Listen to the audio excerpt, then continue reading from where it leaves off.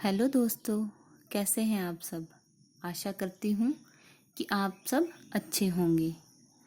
आज की कहानी जो मैं आपको पढ़कर सुनाने वाली हूँ, उस कहानी का शीर्षक है वीर अभिमन्यु। हम सभी अर्जुन के पुत्र अभिमन्यु के नाम से तो परिचित हैं। अभिमन्यु अपने पिता की ही भांति वीर और साहसी था।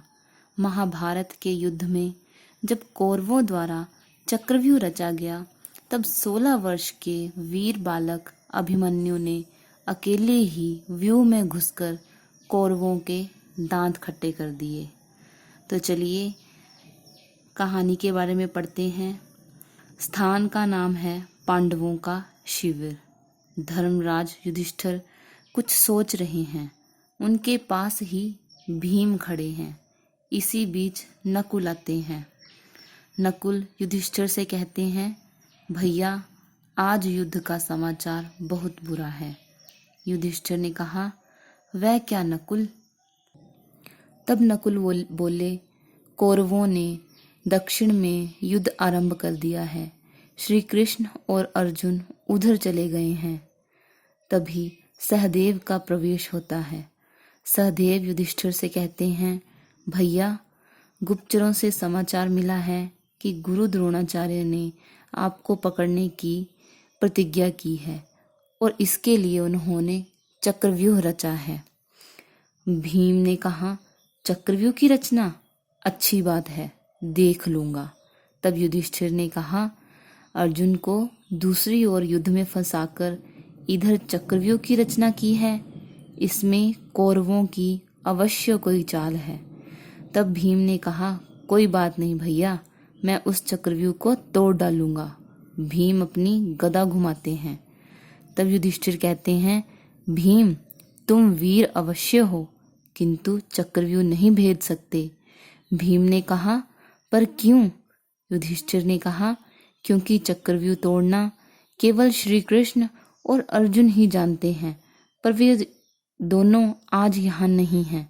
तभी अभिमन्यु का प्रवेश होता है। अभिमन्यु युधिष्ठिर से कहते हैं, किंतु तात यह अभिमन्यु तो है, मैं इस चक्रव्यूह को तोड़ने की प्रतिज्ञा करता हूँ, आप मुझे आशीर्वाद दीजिए। अभिमन्यु प्रणाम करता है। तब युधिष्ठिर ने कहा, मंगल हो पुत्र, भगवान तुम्हारी रक्षा करे। अभिमन्यु ने कहा, मुझे आज्ञा दीजिए, मैं चक्रव्यूह तोड़ूंगा। युधिष्ठिर ने कहा, किंतु कुमार चक्रव्यूह तोड़ने की कठिन विद्या। अभिमन्यु ने बीच में ही रोकते हुए उन्हें कहा, मैं जानता हूँ तात, जब मैं माँ के गर्भ में था तभी यह विद्या मेरे मामा श्री कृष्ण ने मेरी माँ को सुनाई थी, तब मैंने भी सुन ली थी। चक्रव्यूह में कैसे घुसना होगा और 6 द्वारों को कैसे तोड़ना होगा, ये मैं भली भांति जानता हूँ। किंतु भीम ने अभिमन्यु को टोकते हुए कहा, यह तो तुम जानते हो, किंतु उससे बाहर कैसे आना है यह भी जानते हो। तब अभिमन्यु ने कहा, नहीं तात, लेकिन व्यूह के भीतर घुसने के बाद बाहर निकलना कठिन न होगा। तब सहदेव ने कहा, कुमार तुम जैसा कह रहे हो, ये कार्य वैसा सरल नहीं है। किसी बात का अधूरा ज्ञान हानिकर होता है। तब भीम बोले, और कुमार युद्ध में जाने का यह तुम्हारा पहला अवसर होगा। तब अभिमन्यु ने कहा, तो क्या इस अवसर का लाभ मुझे नहीं उठाने देंगे। युधिष्ठिर बोले, किंतु पुत्र तुम्हारे जैसे सुकुमार बालक को हम चक्रव्यूह में कैसे भेजें। अभिमन्यु ने कहा, तात मैंने प्रतिज्ञा की है, यदि मैंने चक्रव्यूह नहीं तोड़ा तो संसार मुझे क्या कहेगा। आपकी आज्ञा मिलने की देर है, चक्रव्यूह में प्रवेश करते मुझे देर ना लगेगी। तब सहदेव ने कहा, ओह इतना आवेश, किंतु कुमार हठ करना ठीक नहीं। भीम से कहते हैं, भैया इसे रोकिए। तब भीम ने कहा, सहदेव हम लोग तो इसकी हठ के आगे हार गए। नकुल बोले, भैया अब आप ही इसे समझाइए।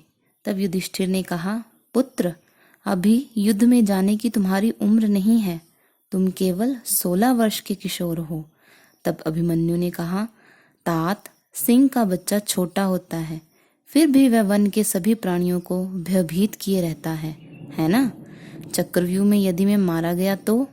युधिष्ठिर ने अभिमन्यु की बात बीच में ही काटकर बोला, कुमार, ऐसी अशुभ बात मुंह से मत निकालो। अभिमन्यु ने कहा, तात, पिताजी बराबर कहा करते थे कि वीर को मृत्यु का भय नहीं होना चाहिए। मैं वीर हूँ, वीर और पराक्रमी पिता का पुत्र हूँ। युद्ध भूमि में शत्रु से लड़ते हुए यदि वीरों की मौत मारा भी गया तो मेरा नाम संसार में सदा अमर रहेगा। तब युधिष्ठिर बोले, पुत्र, तुम्हारी इन्हीं बातों से मुझे भय लगता है। मैं तुम्हारे माता पिता को क्या मुंह दिखाऊंगा?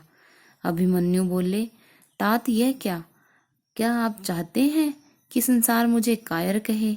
बोलिए ना तात। युधिष्ठिर ने कहा, क्या बोलूं पुत्र? तुम्हें रोकूं या इस कठिन अवसर को देखकर सब कुछ सहन करूं? जाओ पुत्र, जाओ, मैं तुम्हें नहीं रोकूंगा। भगवान तुम्हारी रक्षा करें। अभिमन्यु बड़े उत्साह से कहते हैं, आहा, अब तो मेरा साहस दूना हो गया। बड़े तात का आशीर्वाद मुझे मिल गया। आज मेरे समान भाग्यशाली कोई नहीं।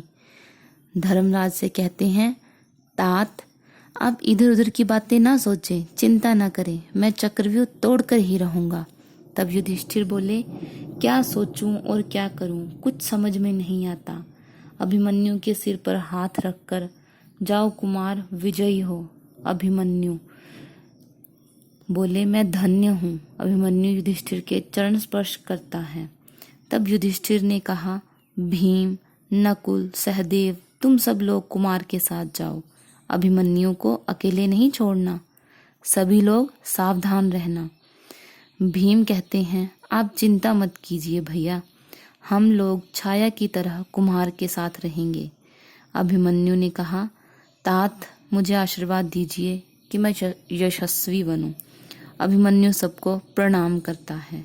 इसी के साथ हमारी आज की कहानी खत्म होती है। आशा करती हूँ कि आपको कहानी अच्छी लगी होगी। ऐसी ही और कहानियों के लिए मेरे चैनल को सब्सक्राइब करना ना भूलें और मेरी वीडियोस को लाइक और शेयर ज़रूर करें। धन्यवाद।